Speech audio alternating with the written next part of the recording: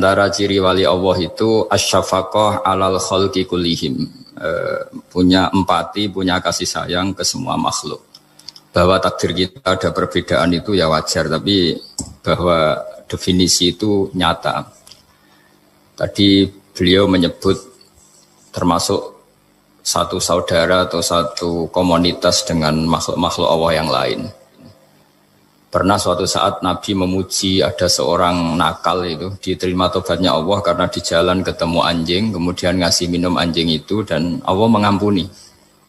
Meskipun secara hukum usul fikih tidak bisa digeneralisir, misalnya kalau minumin anjing 1 surga, kalau 100 tambah surga. Nanti lupa minumin manusia gara-gara kebanyakan minumin anjing gitu. Tapi apapun itu faktanya ada cerita di hadis seperti itu.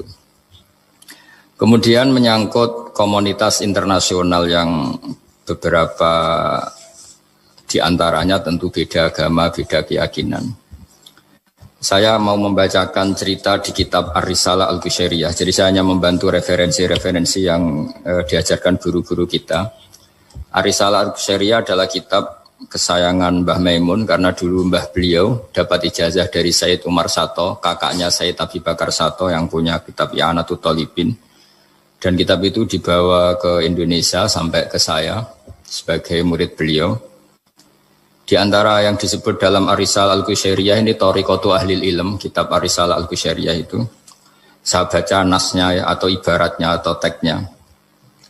Sami'tu ba'dal ulama yaqulu istadhafa majusiyun Ibrahim al-Khalil alaihi salam faqala bisyarti antuslima. Famarral majusiyu fa'awhallahu ta'ala ilaihi mundu khamsina sanatan nut'imuhu ala kufri falau nawaltahu lukmatan min ghairi antutalibahu bitahyiri dini famado Ibrahim alaihissalam ala athari hatta adrakahu wa atadhara ilaihi fasalahu anisabab fadhakara lahu dhalik fa aslamal majusiyu. Jadi suatu saat Nabi Ibrahim itu kan terkenal Abu Duyuf, orang yang mesti menservis tamu-tamu itu. Kita tahu dulu itu tidak ada warung, tidak ada hotel, tidak ada, ya pokoknya tidak ada mall. Sehingga kalau orang pergi itu kelaparan betul. Itu. Bahwa orang kaya pun kelaparan karena melewati padang pasir itu. Kalau sekarang kan orang mau sowan kiai makan dulu. Karena takutnya di rumah kiai kan makan sungkan. Jadi makan dulu nanti di kiainya tinggal pura-pura makan. Kalau dulu memang makan nih tamu itu wajib betul. Kalau tidak ya kelaparan betul tamu itu. Sehingga cerita suatu saat di antara tamu itu berakidah, berfaham majusi. Atau beragama majusi lah gampangannya itu. Terus Nabi Ibrahim nggak mau, saya mau ngasih makan syaratnya Anda harus Islam gitu. Akhirnya orang ini putus asa kemudian meninggalkan Nabi Ibrahim. Saat orang itu meninggalkan Nabi Ibrahim, Allah memberi wahyu ke Nabi Ibrahim. Orang itu umurnya 50 tahun dan dia hidup karena tak kasih makan. Terus kata Allah, mundu khamsina sanatan nut'imuhu ala kufri. Saya yang Tuhan saja ngasih makan dia 50 tahun tanpa syarat dia harus Islam. Kamu baru dimintai makan sehari mensyaratkan Islam.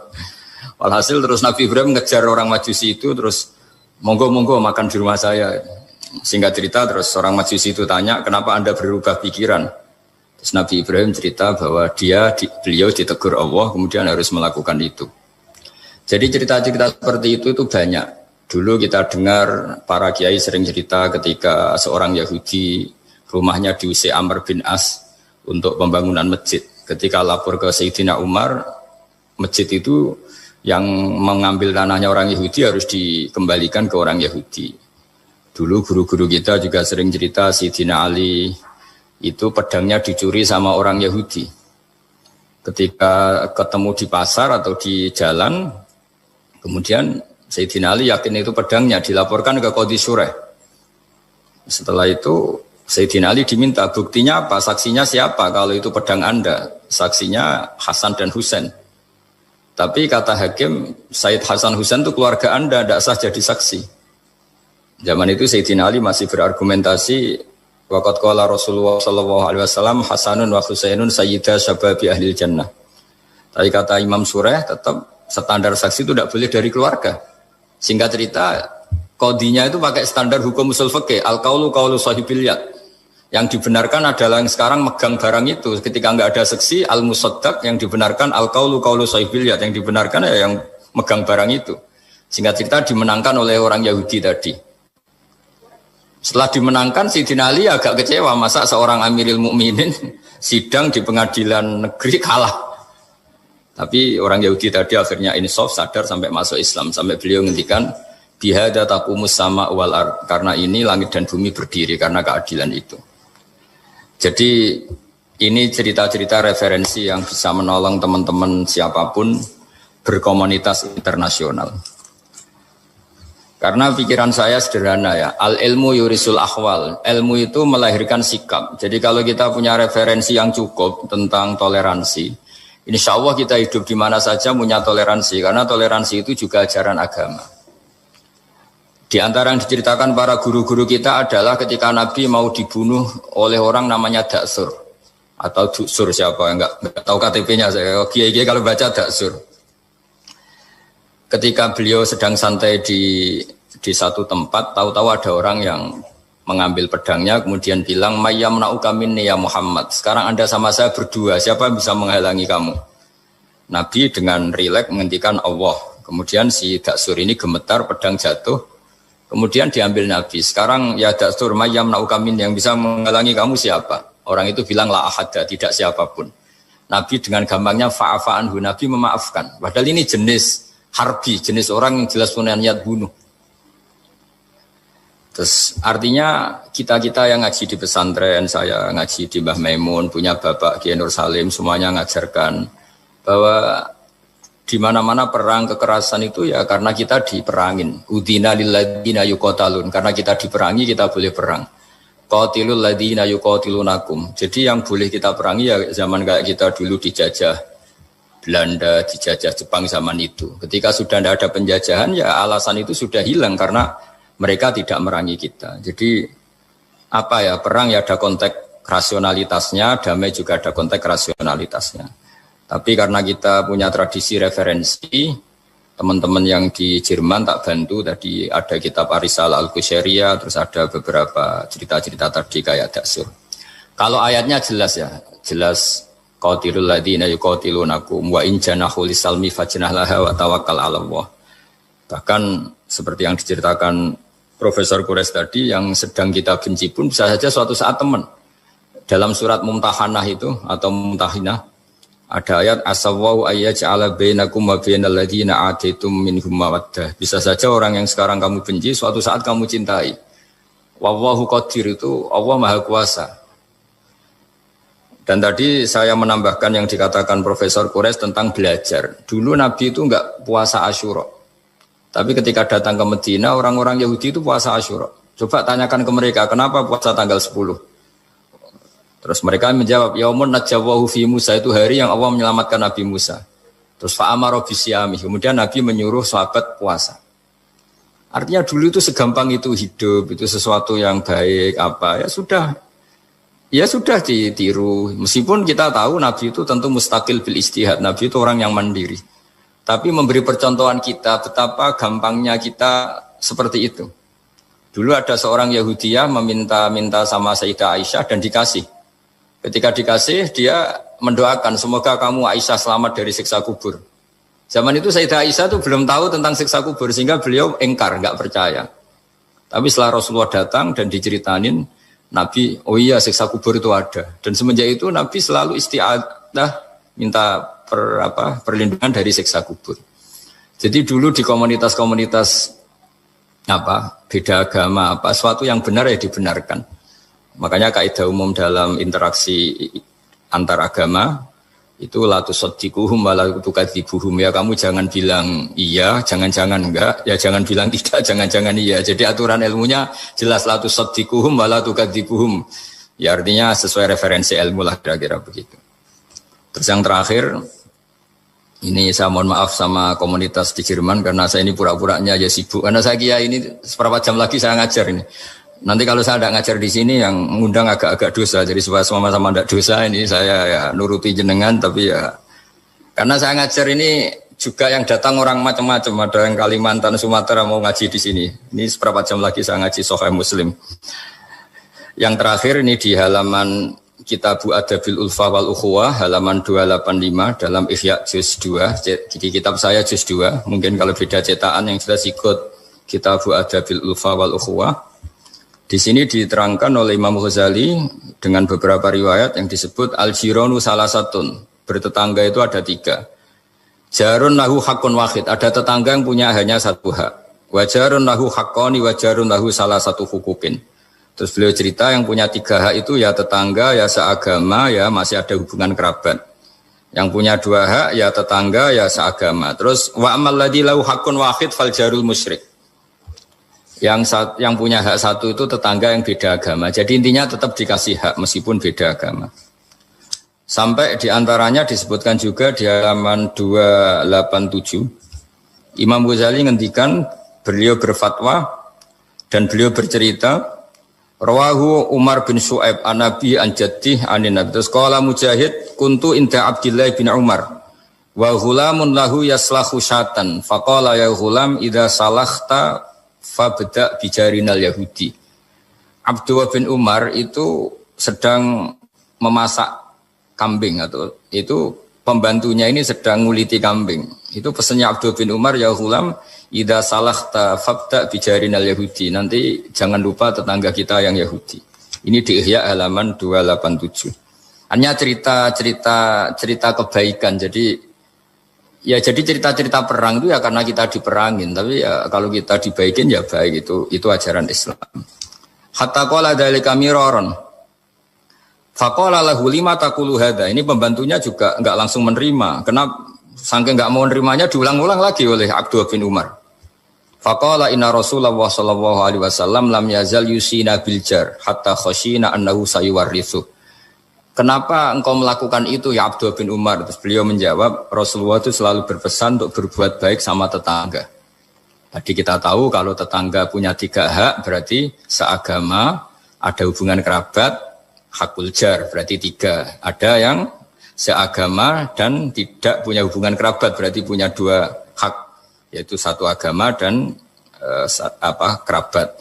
Ada yang punya 1 hak saja, ya tidak keluarga, tidak seagama, tapi karena tetangga itu juga tetap punya hak.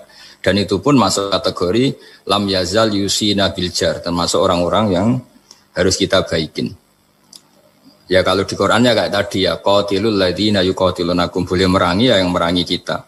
Udzina lil ladzina yuqatalun, diberi hak merangi ya sama yang merangi kita, bukan yang tidak merangi kita. Terus waqala Hisyam Kanal Hasanu la yara ba'san antut imal jarul Yahudiyya wan Nasraniyya min udkhiyatik. Bahkan sebagian ulama di sini disebut Hasan Basri berpendapat kalau berkorban, kalau punya tetangga Yahudi yang butuh enggak apa-apa dikasih dagingnya. Ini di halaman Ihya 287 juz 2. Jadi dari cerita-cerita itu dan referensi-referensi itu teman-teman di Jerman enggak usah khawatir lah kalau kiai-kiai kayak kita itu berfatwa enggak boleh berkomunitas internasional nanti takut begini ndak lah. Kita bacanya ya sama seperti yang dibaca Profesor Kures, sama yang dibaca guru-guru kita. Jadi itu kalau boleh dikatakan sumbangan saya lah bahwa di kita di pesantren itu ajaran-ajarannya juga seperti itu. Dan tadi beberapa kita saya sebutkan halamannya supaya bisa dicari, supaya tidak kelihatan hoax, juga tidak bikinan saya gitu, supaya jelas itu. Dan saya mohon maaf karena nggak bisa ngikuti sampai selesai, tapi saya ngapresiasi, semoga jadi syawal yang baik, minal aidin wal faizin. Minal aidin artinya kita kembali menjadi ahli surga. Saya termasuk yang sependapat dengan kitab yang saya baca. Dulu kita ini ahli surga karena Nabi Adam lahirnya di surga dan diciptakan di surga. Karena satu kesalahan beliau harus kembali ke bumi. Dan setelah puasa itu selesai diterima, kita kembali ke ahli surga lagi, maksud minal aidin, kita kembali lagi berstatus sebagai ahli surga. Dan itu dimulai dari saling memaafkan, karena yang menghalangi masuk surga itu hak adami. Manusia itu kan paling kikir untuk memaafkan orang lain, padahal kalau hak adami belum selesai itu Allah tidak mau memaafkan. Makanya syaratnya masuk surga harus kita saling memaafkan. Dengan cara seperti itu insya Allah kita minal aidin wal faizin. Walladzina hajaru fi sabilillahi tsumma qutilu aw matu la yarzuqannahum wa rizqan hasanah. Terus ayat niki turun dalam konteks hijrah sing nyata terkait ruang dan waktu. Terus kita tahu nak Madinah Mekah niku saniki dihitung 460 kilo, pinten 460 kilo. Jadi secara fisik jelas tiang hijrah niku menempuh jarak 460 kilo. Niku wonten sing dibunuh orang kafir, dibantai di tengah perjalanan. Ada yang mati normal karena kecapean. Sing ngalami niku sedanten tetep diwales Allah rupane napa swarga. Kemudian setelah tahun 10 Hijriah. Nggih, tahun pinten? Sedasa napa Hijriah. Berarti Nabi sudah umur 62 hampir 63. Mergi kula nate ngitung nak umur nubuwahe Nabi 40 tahun. Teng Mekah niku 13 tahun dadi Nabi. Berarti Nabi pas hijrah niku tahun pertamane niku 53. Nggih, tahun pertamane hijrah niku berarti Nabi umur pinten? 53. Berarti kalau tahun ke-10 dia Nabi sekitar 62 nginjak pinten 63. Nah niku ba'da Fatih Mekah niku tanggal 10 Ramadan tahun ke-10. Ya Fathu Mekah rata-rata ulama ngitung pinten 10 Ramadan tahun pinten ke-10. Niku Nabi ngendikan la hijrata ba'dal fathi walakin jihadun wa niyatun. Saiki ku ora ana hijrah sause secara fisik hijrah ku wis ditutup. Walakin jihadun wa niyatun sing ijau karek niat ambek jihad ambek berjuang. Niki rungokno mawon nggih kula tak maca hadis-hadis sahih. Terus akhirnya Nabi ngendikan nggih kesimpulan al muslimu man salimal muslimu min lisanihi wa yadihi wal muhajir man hajara manahawu anhu. Sing darani wong Islam sing wong Islam liya selamat saka polahe tangane lan polahe lisane. Terus wal muhajiru te wong kang hijrah ning era badal fathi iku man sapa wonge hajaro kang gelem ninggal sapa man. Ninggal ma ing perkara naha kang nyegah sapa Allah anhu sanging ma.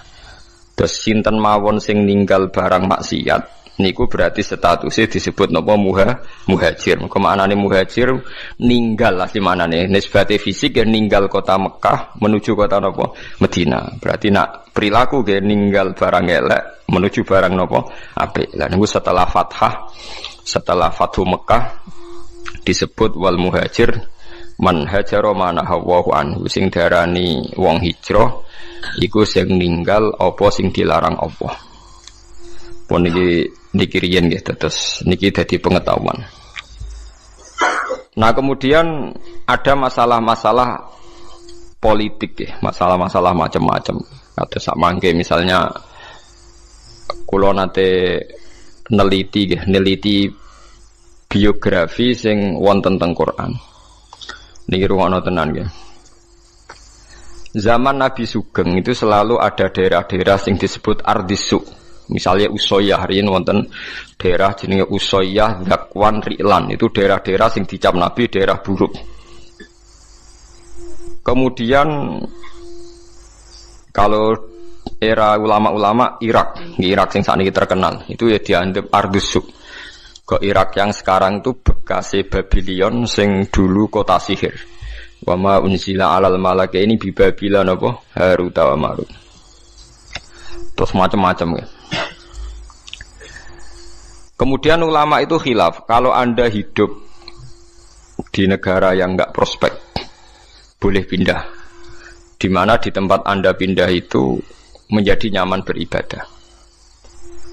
Ini rungokno tenan, misalnya sampean ditakdir di kota Jakarta, pas kota, di situ misalnya banyak niklab, banyak maksiat. Itu terus misalnya terus pindah teng mriki teng Beduan misalnya, teng desa. Tapi genti dosa ngrasani hasud drengki. Dadi nek ning kutha dosane pornografi, nek ning desa dosane napa? Hasud, drengki, ngrasani macam-macam. Lah itu terus gimana? Ada ulama yang berpendapat jika semua bumi yang kamu katakan buruk mbok tinggal malah ra ono sing nyembah pangeran, jadi sebaiknya gak usah pindah. Mboten usah apa? Pindah. Tapi kamu punya niat bahwa ikut mengisi Jakarta itu ben tempat itu ada yang soleh. Ya, ada yang apa? Soleh. Wahakada. Dan itu pendapat ulama yang dibenarkan ila yaumil qiyamah. Karena kalah dengan bukti misalnya Australia pertama ada Islam ya baru kayak wong mahasiswa sing kuliah di sana. Mungkin sebagian juga ada jamaah tabligh, ada orang bisnis macam-macam. Sehingga Australia menjadi ada Muslim dari minoritas lama-lama jadi komunitas ya, dari minoritas lama-lama jadi komunitas tertentu, lama-lama dimaklumi, mungkin lama-lama juga jadi mayoritas. Begitu juga ke Inggris. Pertama dulu orang Islam ning kono buruh, suwe-suwe sugih. Sesuai kelar tuku Manchester City, tuku macam-macam, jadi bos. Jadi napa? Bos. Wong kafire sing dadi napa? Buruh. Lho nggih to nggih. Pertama ya wong perantau-perantau suwe dadi wong sugih kados sinten Al-Fayyad niku. Al-Fayyad terus ilat Inggris nak darani Dodi napa? Fayyad. Niku ilat Arabe napa? Al-Fayyad. Wong sing akeh duwike wong Arab nak darani napa? Al-Fayyad. Duwike saking akeh. Fayyad itu melimpah. Nah, itu yang kita benarkan. Niki rungokno tenan. Karena kalau teori hijrah itu niki benro sampean biar teori yang bahwa hadisnya Nabi itu tidak main-main. La hijrata ba'dal fathi. Teori hijrah itu sudah selesai. Berarti teori hijrah secara fisik dari bumi buruk ke bumi baik itu sudah nopo? Selesai. Yang ada adalah walakin jihadun wa niyatun. Yang ada itu masih jihad dan niat. Jihad itu niat berjuang li'ilahi kalimatillah. Niat itu pokoknya ngurip-ngurip agamanya Allah. Mboten niki rungokno tenan nggih ben sampean optimis. Sekarang kalau dibalik, misalnya orang yang sudah Islam di Inggris 10, merasa Inggris itu daerah Kristen, bu Anglikan, bu nopo-nopo, terus pindah nih Mekah. Berarti Inggris sama sekali gak ada Islam. Berarti kowe ngosongno bumine Allah, sangka wong sing nyembah Allah sama sekali. Andai kan sampai Anda baca hadis itu, tentu fatwa Anda, misalnya Anda jadi ketua MUI, Islam yang ada di Inggris 10 pindah saja ke Mekah. Yang di Papua, yang minoritas pindah saja ke Jogja. Wah, nanti yang sudah kadung ada Islam akan menuju daerah yang masih Islamnya agak corong Jawa malah nguyai segoro kan. Nguyai apa? Segoro. Mesti ngono beban ora go dhuwit malah dadi bane wong akeh kan. Buat ini penting. Makanya Nabi ngendikan walakin jihadun wa niyat. Nah, ternyata hadis itu lebih benar. Ini ku era sahabat itu banyak yang ketika di Medina itu gak tertarik karena Islam banyak terus pindah teng Kufah. Itu yang melakukan itu Sayyidina Ali. Sayyidina Ali ku pertama sahabat alim sing ninggalo Medina. Beliau hidup teng Kufah. Akhirnya Kufah dan di sentral Islam, termasuk akhirnya pinter Imam Syafi'i yang pergi urip teng Mekah, teng Kufah. Pinter Syekh Abdul Qadir Jilani pergi urip teng Baghdad. Baghdad kuwi kawasan apa? Kufah. Mulane sanad-sanad Quran akhirnya pindah Kufah. Sampeyan saiki pikir, Quran anane Mekah Madinah, tapi sanad aline teng pundi? Teng Kufah. Sanate Ibnu Katsir tok Kanjeng Nabi ku bulet. Mergo Abdullah bin Katsir niku ngaji be Abdullah bin Sa'ib. Abdullah bin Sa'ib tesih ngaji be Ibnu Abbas. Ibnu Abbas ngaji Ubay bin Ka'ab. Berarti munculot pinten 4. Ubay bin Ka'ab lagi ngaji ning Nabi. Cepet Imam Asim. Imam Asim tiang Kufah. Imam Asim di guru jenenge Abdurrahman As-Sulami. Ini langsung ngaji Sayyidina Ali. Sayyidina Ali ngaji sinten? Kanjeng Nabi. Kenapa? Karena Sayyidina Ali pindah teng Kufah. Di Mekah sing pusat Islam sanate mbulet. Tuke Kanjeng Nabi. Kufah sing adoh keng Mekah, adoh keng Madinah. Sanate cepet mergi wonten sinten? Sayyidina Ali. Sebab itu terus Kufah jadi sentral Islam. Kufah, Basrah, Baghdad itu satu kawasan sing saiki disebut napa? Irak. Syekh Abdul Qadir teng mriku, paham Imam Syafi'i pintere teng mriku, Imam Abu Hanifah pintere teng mriku. Niki rungono tenan ya. Sehingga kita tidak perlu fatwa, misalnya orang Islam yang sekarang di Amerika, di Inggris, di Swedia, macam-macam. Asal jangan kecelakaan kayak di Swedia. Swedia itu agak kecelakaan. Pertama orang Islam di sana dikenal, itu Islam Ahmadiyah. Di pertama sing gowo teng Swedia, Islam apa? Ahmadiyah. Jadi langsung di Nabi loro. Semua angel udah danane. Itu satu-satunya daerah minoritas yang orang Islam pertama apa? Ahmadiyah. Jadi angel dadanan karena pertama yang datang Ahmadiyah. Paham gitu, itu sampean bertahu titik perkara. Jadi hadis itu ada di Bukhari, di Muslim, Mang Nabi ngendikan la hijrata ba'dal fathi walakin jihadun wa niyatun. Berarti sudah ada teori kalau kamu enggak nyaman di satu daerah yang minoritas, kamu harus ke mayoritas enggak. Ya kemana saja asal Anda niat baik dan ada peluang baik, lakukan. Itu ada seorang tanya sama Kanjeng Nabi, ya Rasulullah saat di sini bisa baik, Nabi ngendikan al ibad ibadullah wal bilad biladullah fa haitsu ma asabta khairan fa aqim. Negara ya wae pangeran, kabeh kawula ya kawulane pangeran. Pokoke kaya anggere entuk apik ning kono ya semukim ning kono. Nah, itu yang menginspirasi Islam Gujarat, mangkon Aceh, dagangan wis rabi barang macam-macam terus dadi Islam teng pundi? Aceh. Nah, Aceh anak putune ponakane do ning Ampel, wis ning Ampel. Terus ono Raden Fatah pindah ning Demak, sesuwe tok Jipang Panolan. Sesuwe terus tok Jogja, Sutawijaya, Bupati Wijaya terus tok sampeyan barang niku wis endi sing ketemu, wis pokoke endi sing nyaman cocok. Terus nomor faktornya katut babon, mau katut jago, pokoknya angger cocok untuk ridhani Allah nggih. Fahaitsu ma asabta khairan faqim. Di mana saja kamu menemukan kebaikan, faqim, maka kamu harus di situ. Maka kamu harus nopo? Di situ. Kalau tak cerita sejarah ben sampean ngertos betapa pentingnya teori hijrah itu dianggap selesai. Ketika Fathu Mekah, kalau cerita itu tidak bosan-bosannya. Ketika Fathu Mekah itu tahun 10 Hijriah disempurnakan oleh Abu Bakar. Klimaknya itu Mekah benar-benar dikuasai Sayyidina Umar. Sistem negara sudah jalan, negara dalam kendali Umar. Niku kanca-kancane Sayyidina Umar sing asli Mekah niku disurati. Yang sudah hidup di berbagai daerah. Ada yang zaman niku mun teng Azerbaijan, teng Tajikistan. Sing nanti suatu saat nanti jadi daerahnya Imam Bukhari sing terkenal Al-Jami' Shahih sing aran kitab Bukhari, anak turune. Mbok kamu sekarang ke Mekah saja, karena sholat di Masjid Haram itu sebagaimana 1000 nopo sholat di masjid yang lain. Dan Mekah sekarang aman. Niki rungokno tenan, Mekah sekarang apa? Aman. Dan beberapa sahabat yang kelas 2, kelas 3 yang tidak akabiri sahabat, banyak juga yang pindah ke Mekah. Apa yang terjadi? Di Mekah bangga mereka karena fi ardil haram Baitullah. Tapi apa yang disarankan oleh sahabat-sahabat senior kayak Salman Al-Farisi? Dimatikan teori itu. Memang Mekah kota suci dan sholat di masjid Mekah sama dengan 1000 sholat. Tapi ilamu anal ardo lam utaqaddis ahad, dan kamu harus tahu bumi itu tidak bisa mensucikan orang. Abu Jahal itu lahirnya di Mekah, kurang ajarnya di Mekah. Abu Lahab lahirnya di Mekah, kurang ajarnya di Mekah. Semua penduduk Mekah itu yang ngusir Nabi. Jadi ilamu anal ardo lam utaqaddis ahad, dan bumi itu tidak bisa mensucikan orang. Wa inna ma yuqaddisur rajul amaluhu. Jadi sing iso nyucikno wong napa? Amale. Bersama Al-Faris nurati walakin nusyuru fi biladillah wa alimu fa inna ta'lim dabul anbiya. Kamu menyebar saja di seluruh penjuru dunia dan ajarkan Islam, karena mengajarkan Islam dan menyebarkan Islam itu dabul anbiya. Semenjak itu tidak ada teori sentralisasi di Mekah. Nah, ndelalah era Ali Muawiyah ada konflik. Ada konflik barokah luar biasa. Konflik Sayyidina Ali Muawiyah, sahabat-sahabat yang buatan derek-derek menuju Cina. Zaman itu memang Cina populer sekali. Lah yang menuju Cina itu terus ada yang tersesat ke Selat Malaka. Itu terus diantaranya muridnya Sayyidina Ali, urip teng Pasai, teng Aceh, teng Sumatera lah yang jelas. Sehingga Islam di Aceh itu tua sekali, karena rata-rata sejarawan yakin Islam di Aceh itu zaman sinten Sayyidina Ali.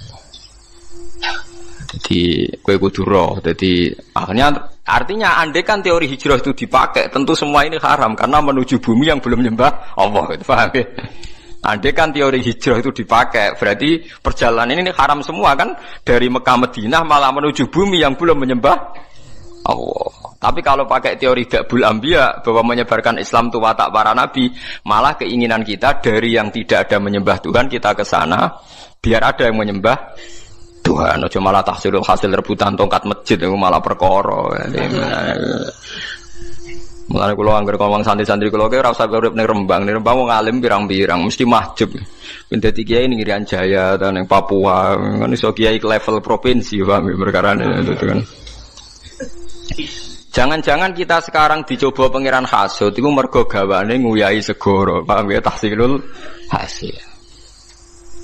Jadi paham ya, jadi ini penting. Meskipun kita mungkin nggak bisa melakukan, tapi sampean tahu bahwa Islam secepat ini menyebar di dunia itu barokah fatwane Salman Al-Farisi dan beberapa sahabat annal ardo lam tuqaddis ahadan, bahwa bumi itu tidak bisa mensucikan orang.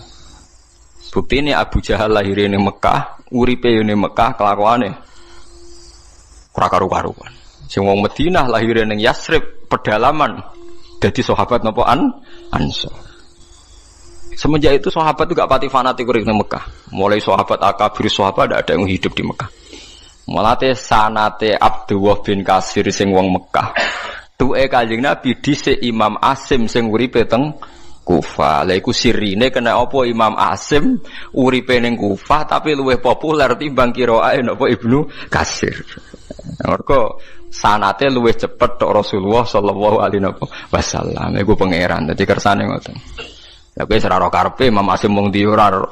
Ibnu Katsir wong ndi ora ro. Pokoke roe juara untuk hadiah wis. Yang seneng Quran kok ngono tok piye. Mbok gedhingi ku ya dosa, mbok dukung ya tambah dosa wis barno. Tapi kaya ben roh duduk perkarane. Paham ya, terus kula suwun enggak boleh menafsirkan Quran kecuali dengan hadis sahih. Lah hadis sahih paling masyhur di Bukhari Muslim itu memang Nabi berkali-kali ngendikan la hijrata ba'dal fathi walakin jihadun wa niyatun.